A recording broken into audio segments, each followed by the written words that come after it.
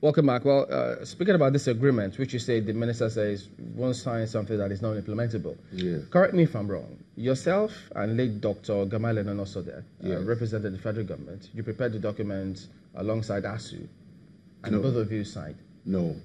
The document was negotiated by Dr.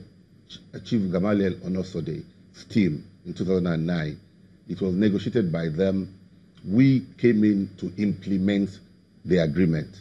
It wasn't there was already an agreement that has been signed with ASUU. There was an agreement that was signed with ASUU. Okay, so if there was an agreement, you've always talked about sanctity of agreement. Yes. You've been in court with federal government about this kind of cases. Yes. So why don't you think that this agreement should not be implemented? ASUU is not on strike because of 2009 agreement. I'm not aware. ASUU is claiming that there are some funds they were promised by President Jonathan. That wasn't part of 2009 agreement. It was a separate deal between ASUU and President Jonathan.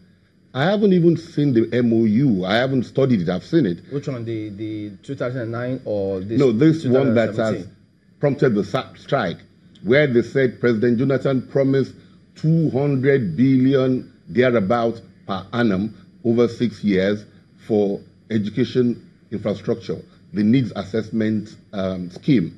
That was an MOU negotiated by ASUU with President Jonathan outside the 2009 agreement. So, because I've heard them say the 2009 agreement has not been fulfilled.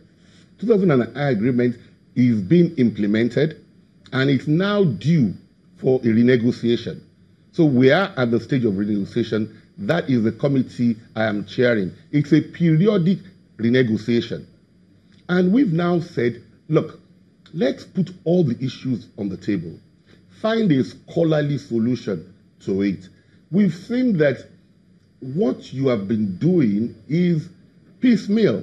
Let's put everything on the table, agree on a plan, make money available to the extent that government has it, and get money from other sources to supplement this. Okay, before we speak about your plan, yes. It appears ASUU doesn't want to sit down with you. They think that you want to impose your opinion, your decisions, and so they're not exactly sure if they can come in and continue this negotiation.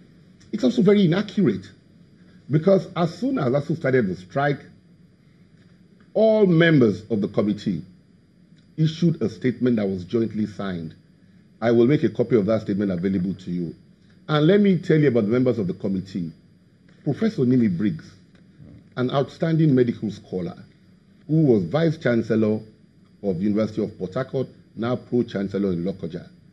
Professor Fami Bamiro, an outstanding technologist who was Vice Chancellor, University of Ibadan, and now Pro-Chancellor, Taisholari University. Professor Muzili Jubril, a former Executive Secretary at NUC, who is also now a Pro-Chancellor in Lafia. Then Architect Norris Mbale, one of Nigeria's most experienced administrators and architects. That is the group. It's not Babalakin. And the second paragraph of our statement, I'll read to you. Contrary to the assertion by the union, the views communicated by chairman of the committee, Dr. Wali Babalakin, are the collective views of the government renegotiating team. These views were arrived at after extensive debate and were communicated in writing in the inception report that was delivered to ASUU. None of the members has backed out. They're all standing by what we've said jointly. So it's not Wale Babalaki pursuing a private idea. It's the collective idea of the government team that education in Nigeria must be seriously revamped by all. Talking about revamping education, one of the things I do know that some of those in the academic sector are thinking is that the university should be allowed to decide for themselves, some kind of autonomy to decide how they run and then possibly how they fund themselves. Maybe, wouldn't that make a difference? I'm so happy and relieved that we have people like you in the forefront of the media. That is our own suggestion. Let us create autonomous universities that will compete on the intellectual sphere, that will attract funding, that will create funding, that will realize that whatever funds are provided by government should be used to enhance educational system. One of the things ASUU disagrees with us is that we've insisted that whatever money is given to ASUU or the universities must be measured. We're not going to give money and fold our arms. What do you mean must be measured? How? There must be key performance indicators. You work in channels. The first time I came here, you were in a small shed. Now you have 2 massive buildings. Without a process driving this development, you'll still be in that shed. So I thought they give money and then there are specifics for which those monies were released. ASUU says no KPI. You can challenge ASUU that. ASUU says no KPI, that is a World Bank prescription, that is a capitalist, neoliberal capitalist position. How? Money given out without measurement is bonanza. What we are saying is not magic. I attended the valedictory of Professor Akifugbe about 2 or 3 weeks ago.